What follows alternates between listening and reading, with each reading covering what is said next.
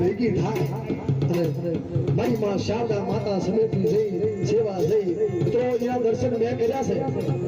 મોટા મોટા પથરા છે પથરાની માલમાં માં